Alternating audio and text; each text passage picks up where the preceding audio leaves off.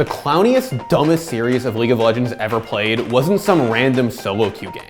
It was in the LPL between IG and LGD, two of the best teams in the region.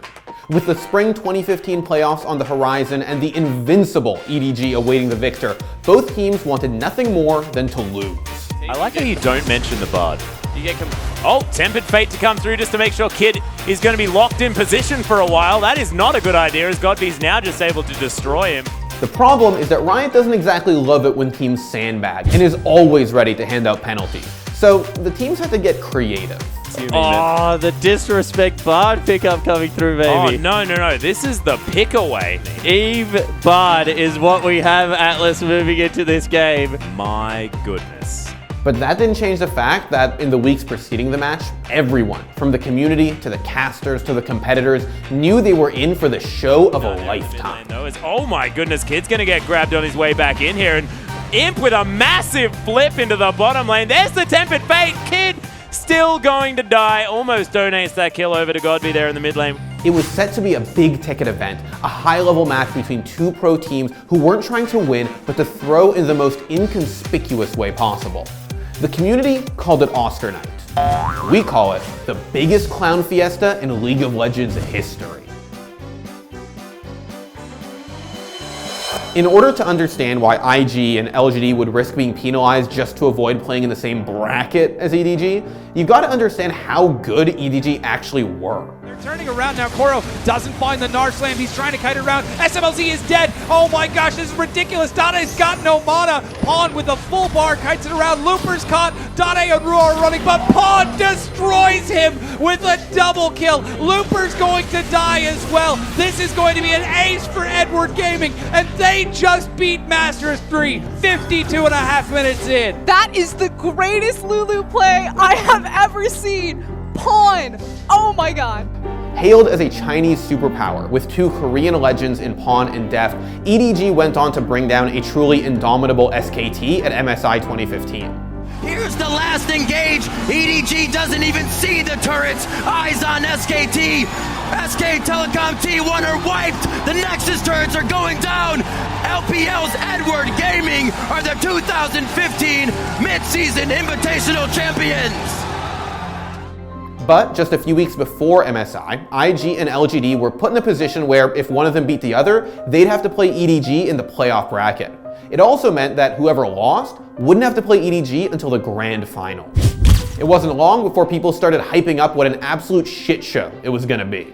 The community wanted to see just how daring and shameless these players could be. They didn't know what they could and couldn't get away with, and well, they wanted to find out.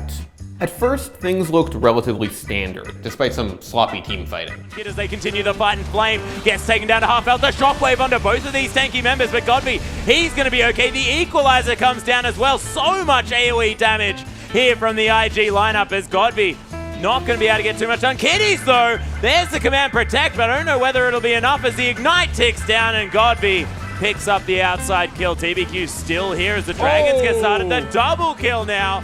By the end of game one, though, things started to get a little clowny. Someone go to the bottom lane, kick out.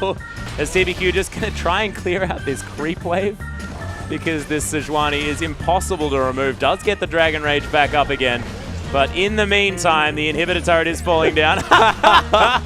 Oh, some cheeky behavior here from TBQ. And they're just proxy farming against each other now. Yeah. TBQ, dodges out of the way of the Arctic Assault. Oh, the ultimate comes back up, only at 20% slow as the teleport comes in from Zetai, wanting to finish off what was a gallant 1v1 and snags it with the equalizer. So in the end, they use everything as Kakao is laughing his head off. You cheated, Kakao. You were winning an honorable duel.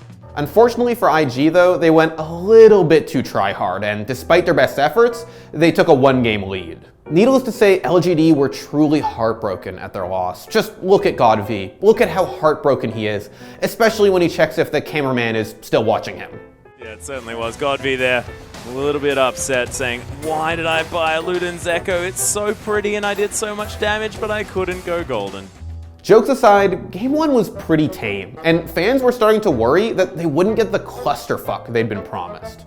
And then, game two happened. As A we magical jump journey into playoffs. into champion select, and your eyes are not fooling you. That is save in the mid lane instead of rookie. Yeah. Having unfortunately won the first game, IG decided to substitute their starting mid laner rookie for Save, a top laner. In doing so, they forfeited all 3 of their bans, setting the stage for some truly hysterical picks. But Save is hovering an Evelyn. I wonder which patch Save thinks he's on. Because of course Save hasn't played for a while. His mind may wander He back. hasn't played competitive for a while. I'm sure he's played League of Legends quite recently. It's not about that. It's not about that. I'm assuming Oh, the disrespect Bard pickup coming through, baby. Oh, no. This is the pick away. Eve Bard is what we have, Atlas, moving into this game. My goodness. From this point on, the match slowly devolved into pure mayhem. It was clear that both teams were trying their hardest to lose. And while some performances were Oscar-worthy, I like how you don't mention the Bard. Oh, Tempered Fate to come through just to make sure Kid is going to be locked in position for a while. That is not a good idea, as Godby's now just able to destroy him.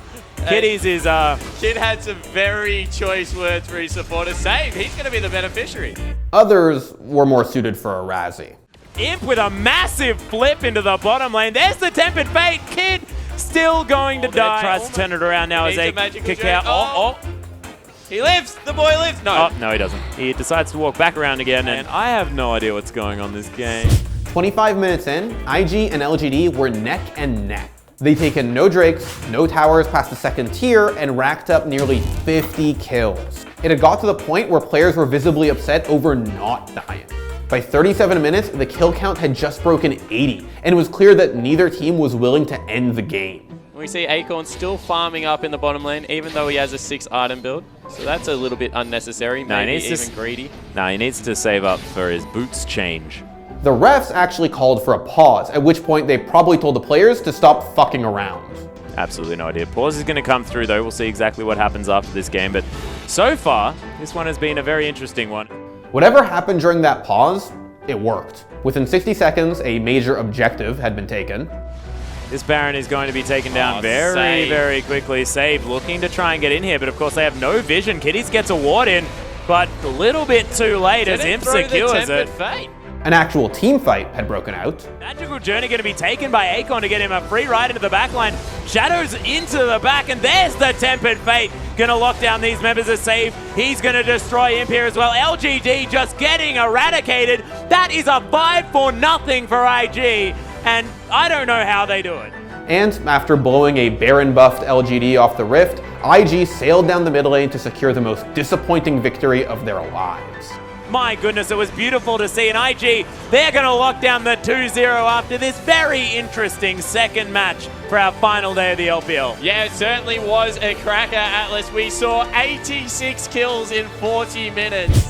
It's worth mentioning that despite the fact that this happens a lot in traditional sports, this is the first time a major region in League of Legends has produced such blatant sandbagging. Hilariously, IG did actually go on to get viciously 3-0'd by EDG in the semifinals.